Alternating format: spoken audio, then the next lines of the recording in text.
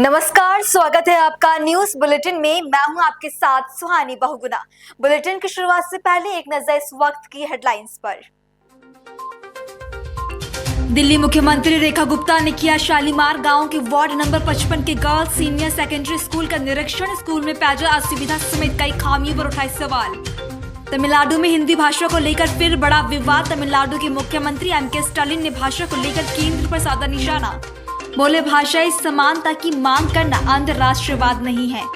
दिल्ली में अवैध बांग्लादेशियों के खिलाफ पुलिस का सख्त एक्शन। संगम विहार में चलाया सर्च ऑपरेशन। पंजाब के गुरदासपुर में भीषण सड़क हादसा। 2 कारों की टक्कर में 3 लोगों की मौत, 6 घायल। दरभंगा में कपड़ा व्यवसायी सहित 2 लोगों पर जानलेवा हमला। अपराधियों ने बरसाई गोली, इलाके में मचा हड़कंप। चलिए अब जानते हैं खबरों को विस्तार में। खबर हरियाणा के अंबाला से है, जहां एंटी करप्शन ब्यूरो की टीम ने महिला पटवारी को रिश्वत लेते हुए गिरफ्तार किया। मानपुर गांव निवासी साहब सिंह की शिकायत पर एंटी करप्शन ब्यूरो की टीम ने ये कार्रवाई की है। साहब सिंह का आरोप है कि पटवारी रीना ने उसकी जमीन का इंतकाल करने के लिए 50,000 रुपए रिश्वत मांगी थी। साहब सिंह ने जैसे ही रिश्वत के पैसे दिए, एसीबी की टीम ने पटवारी को हिरासत में ले लिया।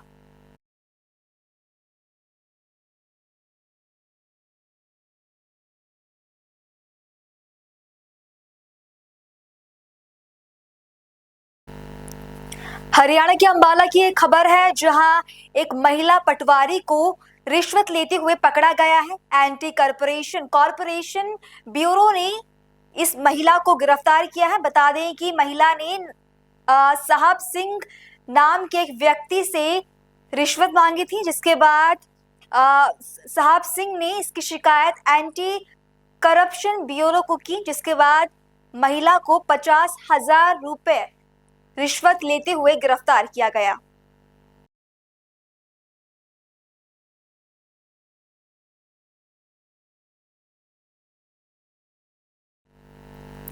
खबर मध्य प्रदेश के दमोह से है, जहां तेंदुखेड़ा थाना प्रभारी निरीक्षक बने कार्यवाहक उप पुलिस अधीक्षक।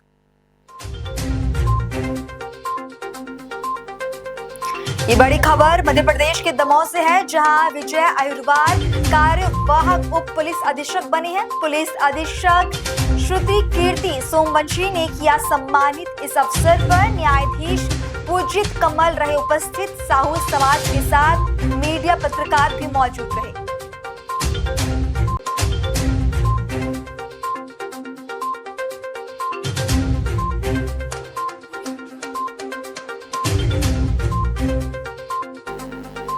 विजय अहिरवार कार्यवाहक उप पुलिस अधीक्षक बने हैं। पुलिस अधीक्षक श्रुति कीर्ति सोमवंशी ने उनका सम्मान किया। इस अवसर पर न्यायाधीश पूजित कमल भी उपस्थित रहे और साथ ही मीडिया भी वहां मौजूद थी।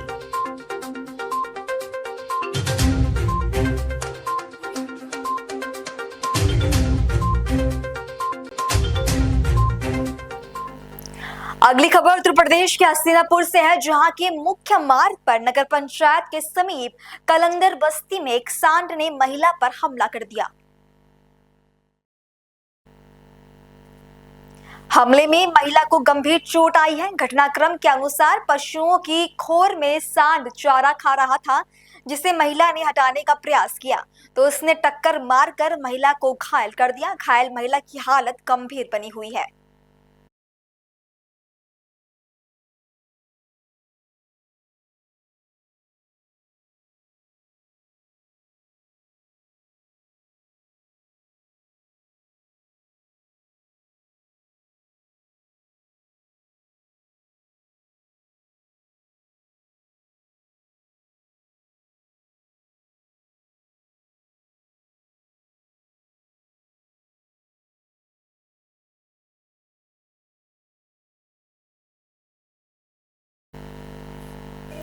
हस्तिनापुर की एक खबर है जहां कलंदर बस्ती में एक सांड ने महिला पर हमला कर दिया है और इस हमले से महिला को काफी चोटें आई हैं।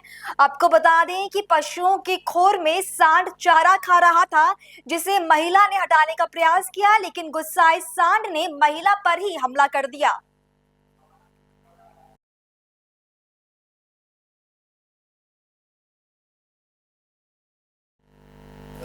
अगली खबर बिहार के दरभंगा से है, जहां अशोक पेपर मिल थाना क्षेत्र के ग्राम बल्हा में बीती रात अज्ञात चोरों के द्वारा दुकानों में चोरी करने का प्रयास किया गया। बगल की दुकान में सोए हुए व्यक्ति के द्वारा आवाज लगाने पर अपराधियों के द्वारा फायरिंग की गई, जिसमें उस व्यक्ति को सीने में गोली लग गई। घटनास्थल से एक खोखा बरामद हुआ है।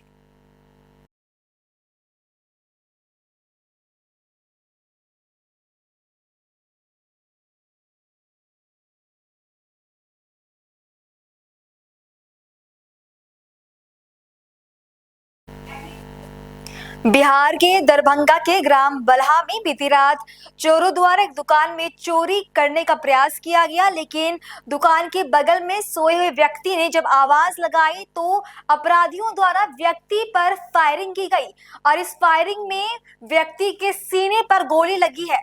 पुलिस ने घटनास्थल से खोखा बरामद किया है।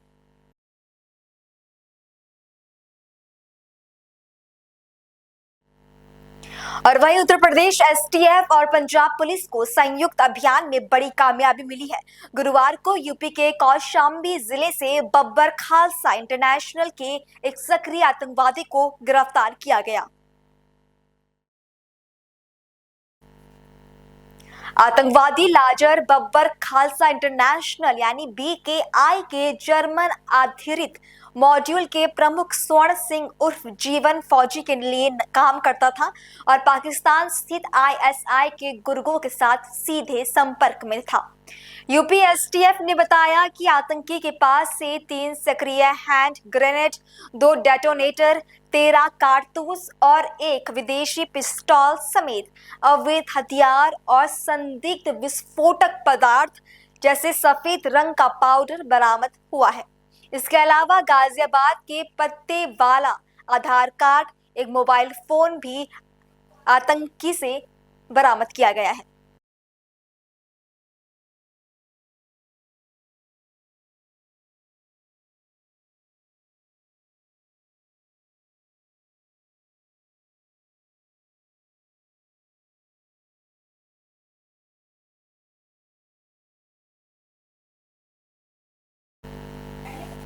बड़ी कामयाबी मिली है उत्तर प्रदेश के एसटीएफ और पंजाब पुलिस की संयुक्त अभियान में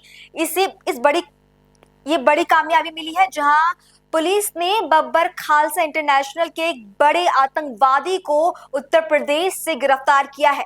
आपको बता दें कि आतंकवादी लाजर बब्बर खालसा इंटरनेशनल के लिए काम करता था और अपना पहचान उसने स्वर्ण सिंह उर्फ जीवन फौजी के लिए यह आतंकवादी काम करता था।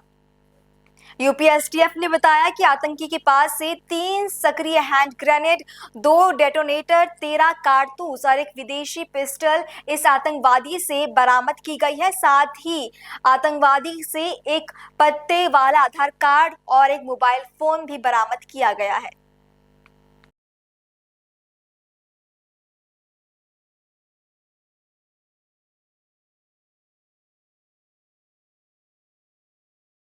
आप सभी अवगत हैं कि महाकुंभ के आयोजन के पहले ऐसे विघटनकारी तत्वों के द्वारा जो कि देश और विदेश में मौजूद थे, उनके द्वारा गड़बड़ी फैलाने की तथा कुछ ऐसी घटनाएं कारित करने की सूचना दी गई थी और यह सूचना विभिन्न एजेंसियों के माध्यम से हम लोग को प्राप्त हुई थी। उसी के क्रम में एक महत्वपूर्ण सफलता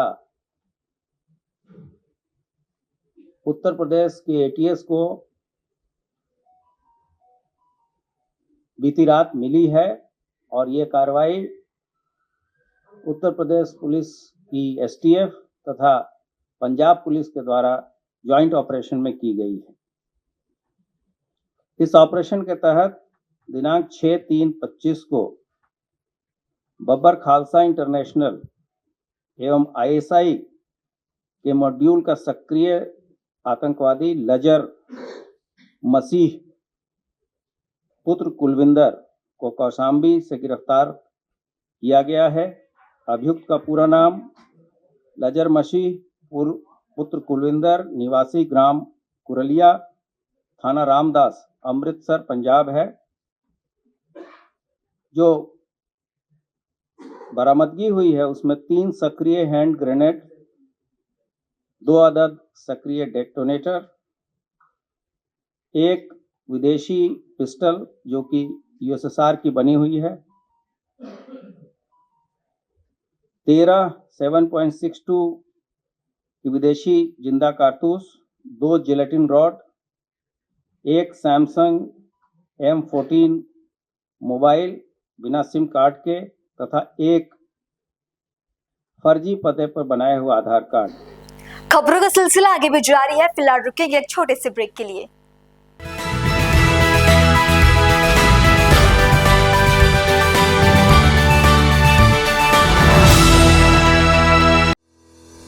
रोजगार डेवलपर्स, a unit of रोजगार डेवलपर्स एंड प्राइवेट लिमिटेड। घर वहीं जहां हो आपका भरोसा। पिछले 15 सालों से आपके सपनों का घर हमारी प्रतिबद्धता। रोजगार डेवलपर्स का पता है शिमला बाईपास रोड, गणेशपुर, देहरादून। रोजगार डेवलपर्स से संपर्क करने के लिए अभी डायल कीजिए 9897054026 पर या 8433207910 पर।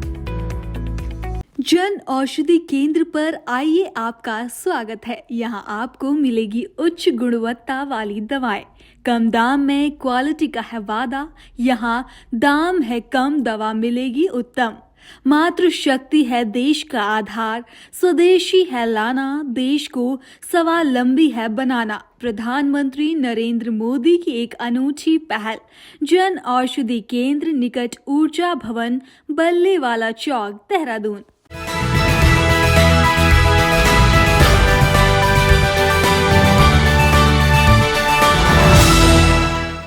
ब्रेक के बाद आपका फिर से स्वागत है। खबर महाराष्ट्र के अकोला से है, जहां 6 मार्च की रात पीडब्ल्यूडी विभाग की बड़ी लापरवाही सामने आई। जहां चाय की टपरी में रखे सिलेंडर में ब्लास्ट हो गया, जिससे चाय की टपरी के परखच्चे उड़ गए और आसपास की गाड़ियां जलकर खाक हो गई। सबसे बड़ी बात यह है कि वहां सुरक्षा की चूक भी देखने को मिली। बता दें कि पेट्रोलिंग करते हुए पहुंचे पुलिस के 2 हवलदार इस धमाके में बाल बाल बचे। वही घटना की जानकारी मिलते ही दमकल विभाग ने मौके पर पहुंचकर आग पर काबू पाया।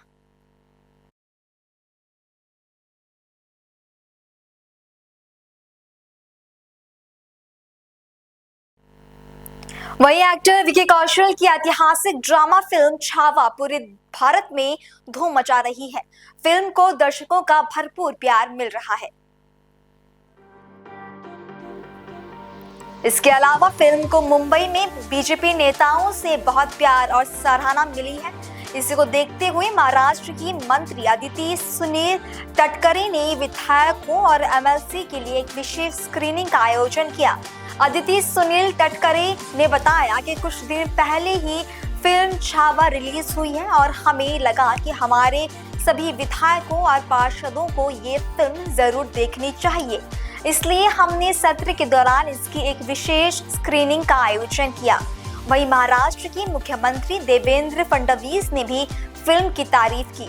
उन्होंने कहा, बहुत ही सुंदर फिल्म बनाई गई है। देवेंद्र फडणवीस ने कहा कि फिल्म छावा छत्रपति संभाजी महाराज की बहादुरी और बुद्धिमत्ता को दिखाती है। एक बहुत सुंदर मूवी ये बनाई गई है। हमारी सहयोगी मंत्री अदिति तटकरे, इन्होंने आज ये स्क्रीनिंग रखी है सारे एमएलएस और एमएलसीज के लिए। और हम सब लोग जानते हैं कि छत्रपति संभाजी महाराज, जिनके बारे में कहा जाता था देश धर्म पर मिटने वाला शेर शिवा का छावा था, महापराक्रमी परम प्रतापी एक ही शंभू राजा था, ऐसे छत्रपति संभाजी महाराज के ऊपर इतिहास लिखने वालों ने तो बहुत अन्याय किया, लेकिन इस सिनेमा के माध्यम से उनकी वीरता, उनका शौर्य, उनका चातुर्य, उनकी बुद्धिमत्ता, उनका ज्ञान, ये सारे उनके जीवन के पहलू ये जनता के सामने आ रहे हैं। और जिस प्रकार से छत्रपति शिवाजी महाराज के बाद लगातार छत्रपति संभाजी महाराज ने स्वराज्य का रक्षण किया, देव देश और धर्म का रक्षण किया, हम सब लोग जानते हैं उनका जो बलिदान है, ये सारी चीजें इसके माध्यम से लोगों के सामने आ रही है। मैं इस फिल्म के निर्माताओं का और पूरी टीम का बहुत बहुत अभिनंदन करना चाहता हूँ। प्रधानमंत्री मोदी ने अपने उत्तराखंड दौरे के दौरान ये ऐलान किया कि जिन गांवों को भारत चीन युद्ध के दौरान खाली कराया गया था, उसे दोबारा बसाने की कोशिश हो रही है। उन्होंने कहा कि हम ये नहीं भूले हैं कि 1962 में हुए भारत चीन युद्ध के दौरान गांवों को खाली करा दिया गया था। उनके पुनर्वास के प्रयास किए जा रहे हैं। आपको याद होगा, मैंने देश के लोगों से आग्रह किया था, मेड इन इंडिया, हिंदुस्तान में शादी करो। आजकल लोग दुनिया के देशों में चले जाते हैं, यहां क्या कमी है भाई? पैसे यहां खर्च करो ना। और उत्तराखंड से बढ़िया क्या हो सकता है? मैं चाहूंगा कि सर्दियों में डेस्टिनेशन वेडिंग के लिए भी उत्तराखंड को देशवासी प्राथमिकता दें। मैं चाहता हूं कि उत्तराखंड में कोई भी सीजन हो, कोई भी सीजन ऑफ सीजन ना हो। हर सीजन में टूरिज्म ऑन रहे। अब ऑफ नहीं, ऑन का जमाना। अभी पहाड़ों पर पर्यटन सीजन के हिसाब से चलता है। आप सब जानते हैं, मार्च, अप्रैल, मई, जून के महीने में बड़ी संख्या में पर्यटक आते हैं, लेकिन इसके बाद उनकी गिनती बहुत कम हो जाती है। सर्दियों में अधिकतर होटल्स, रिसोर्ट्स और होम स्टे खाली पड़े रहते हैं। ये असंतुलन उत्तराखंड में साल के एक बड़े हिस्से में आर्थिक सुस्ती ला देता है।